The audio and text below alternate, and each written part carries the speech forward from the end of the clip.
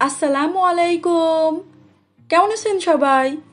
আশা করি আল্লাহর রহমতে যে যেখানেই আছেন সবাই খুবই ভালো আছেন। আবারও হাজির হয়ে গেলাম নতুন একটি রেসিপি নিয়ে। আজকে তৈরি করে দেখাবো খুবই অল্প উপকরণে খুবই মজাদার একটা ভাজা বিস্কিটের রেসিপি। চুলায় চা বসিয়েই ঝটপট প্রসেসে কিন্তু এই বিস্কিটটা তৈরি করে ফেলা যায়। চলুন তাহলে দেখে নেই এর প্রস্তুত প্রণালী। বিস্কুটটা বানানোর জন্য এখানে বড় একটা বোলের মধ্যে নিয়ে নিচ্ছি একটা ডিম।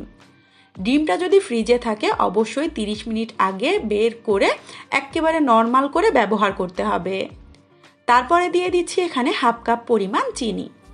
বিস্কুটটা কিন্তু নর্মালি খুব একটা মিষ্টি হলে ভালো লাগে না, তবে সেই অনুপাতে আপনারা মিষ্টিটা এখানে ব্যবহার করবেন। খুব ভালোভাবে এটাকে বিট করতে হবে। মোটামুটি চিনিটা গলে যাবে এবং ডিম থেকে খুবই ফোমি একটা টেক্সচার আসবে, এমনভাবে কিন্তু এটাকে বিট করতে হবে। 8 থেকে 10 মিনিটের মতো বিট করলেই নর্মালি কিন্তু এই কেক বিস্কিটটা তৈরি করার জন্য ব্যাটারটা একেবারেই রেডি হয়ে যাবে। 5 মিনিটের মতো খুব ভালোভাবে বিট করে নিয়েছি। এই পর্যায়ে দিয়ে দিচ্ছি 2 টেবিল চামচ পরিমাণ সয়াবিন তেল, হাফ চা চামচ পরিমাণ দিয়ে দিচ্ছি ভ্যানিলা এসেন্স। চাইলে এখানে আপনারা এলাচের গুঁড়াটাও ব্যবহার করতে পারেন। আবারও 2 থেকে 4 মিনিটের মতো খুব ভালোভাবে এটাকে বিট করে নিচ্ছি। তারপর এখানে কিছু শুকনা উপকরণ অ্যাড করতে হবে। উপকরণগুলো একটু চেলে নিব, তাই এখানে একটা চালনি নিয়ে নিলাম। প্রথমেই দিয়ে দিচ্ছি 1 কাপ পরিমাণ ময়দা। চাইলে কিন্তু এখানে আপনারা আটাটাও ব্যবহার করতে পারেন। তারপরে টেস্টটা আরও একটু বাড়ানোর জন্য দিয়ে দিচ্ছি 2 টেবিল চামচ পরিমাণ গুঁড়া দুধ। খুবই সামান্য একটু দিয়ে দিচ্ছি লবণ। তার সঙ্গে দিয়ে দিচ্ছি হাফ চামচ পরিমাণ বেকিং পাউডার। চাইলে এখানে অর্ধেকটা পরিমাণ বেকিং সোডাও ব্যবহার করা যাবে। খুব ভালোভাবে সমস্ত উপকরণ এখন চেলে নিচ্ছি। চেলে নিলে কি হয়, খুব সহজে সমস্ত উপকরণগুলো একসঙ্গে মিলেমিশে যায়। এক্সেস অংশটুকু ফেলে দিয়ে এখন খুব ভালোভাবে এটাকে মিশিয়ে নিতে হবে। যেহেতু ডিমটা যথেষ্ট ফোমি হয়ে গিয়েছে, এই পর্যায়ে জাস্ট আলতো করে ঘুরিয়ে ঘুরিয়ে মিশিয়ে নিতে হবে। আর ব্যাটারটা খুব বেশি ঘনও হবে না, খুব বেশি পাতলাও হবে না। মিডিয়াম সাইজের একটা ডিমের জন্য 1 কাপ পরিমাণ ময়দাই কিন্তু যথেষ্ট। এখন এটা রেস্টে রাখার কোনোই দরকার নেই, মাখানো মাত্রই কিন্তু ভেজে নিতে হবে।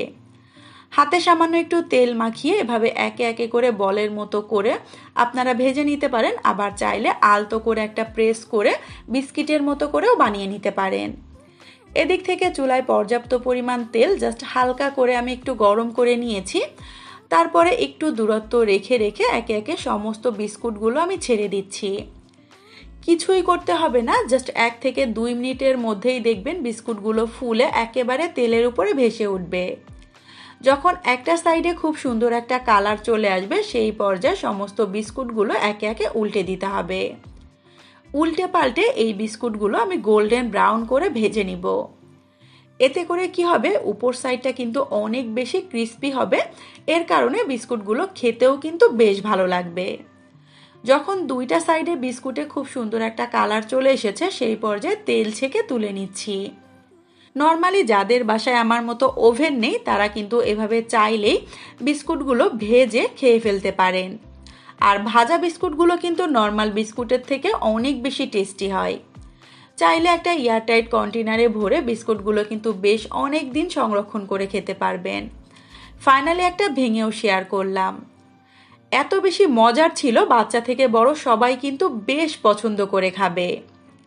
তৈরি হয়ে গেল খুবই সহজভাবে মজাদার একটা ভাজা বিস্কুটের রেসিপি। আশা করি আমার আজকের এই সহজভাবে তৈরি করে নেওয়া বিস্কুটের রেসিপিটা আপনাদের কাছে খুবই ভালো লেগেছে।